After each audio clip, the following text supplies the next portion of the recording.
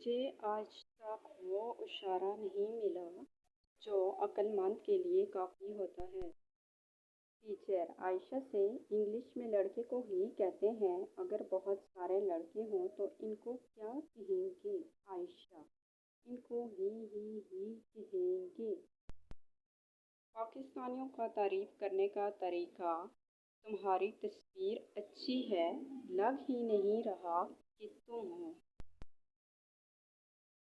اس کی بھی تین ہے کہ بس ہم ہیں مسکین۔ ان نظروں کو ہم اچھے نہیں لگتے، اللہ کرے ان نظروں کو اینک لگ جائے۔ مجھے سونے کی چیزیں بہت پسند ہیں، جیسے کمل، رضائی، تکیا وغیرہ۔ کچھ رشتہ داروں کے ساتھ میرا کافی اٹھنا بیٹھنا ہے۔ جب وہ بیٹھتے ہیں میں اٹھ جاتا ہوں، اور جب میں بیٹھتا ہوں تو وہ اٹھ کے چلے جاتے ہیں۔ قومی تانا: آپ تو بڑے لوگ ہو۔ چابی سے کام صاف کرتے ہوئے احتیاط کیا کریں، کہیں خدا نخواستہ آپ اسٹارٹ ہی نہ ہو جائیں۔ واہ، ڈبل نلکا بنانے والے کی شاید 2 بیویاں تھیں۔ دنیا میں ہر مسئلے کا حل موجود ہے۔ یہ بچہ اپنے بائیں ہاتھ کا انگوٹھا ہر وقت چوستا رہتا تھا، پھر ایک دن اس کے والدین نے اسے پیلی نکر پہنا دی۔ مسئلہ حل۔ حکومت ایک انجینئر کو ایوارڈ دینے کے لیے ڈھونڈ رہی ہے جس نے یہ خوبصورت باتھ روم بنایا ہے۔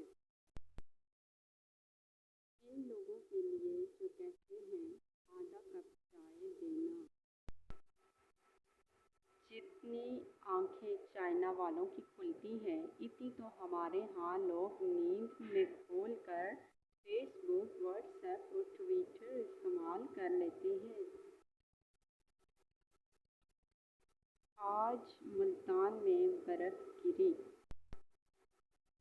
ضروری نہیں کہ آپ بیگم کا دل جیتنے کے لیے تاج محل ہی بنوائیں، یہ کام برتن دھو کے بھی کیا جا سکتا ہے۔ لو جی مل گئی، کاش وہ دیوار بھی حکمران ہوتے ہیں۔ وقت کے ساتھ سب بدل جاتا ہے۔ پہلے زمانے میں جسے لوگ جھینگا کہتے تھے، اب اس کو لائٹ کہتے ہیں۔ پرانی کہاوت: نیکی کر دریا میں ڈال، نئی کہاوت: کچھ بھی کر فیس بک پہ ڈال۔ رشتہ داروں کو میڈیا میں ہونا چاہیے، ماشاء اللہ فضول سوالات کرنے میں مہارت رکھتے ہیں۔ سین کر کے رپلائی نہ کرنے والوں کا بھی روز محشر الگ سے حساب ہوگا۔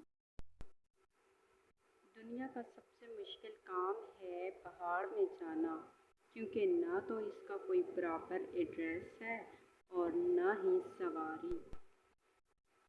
شکر ہے واٹس ایپ کا اردو ورژن نہیں آیا، ورنہ لاسٹ سین کی جگہ لکھا آتا آخری دیدار۔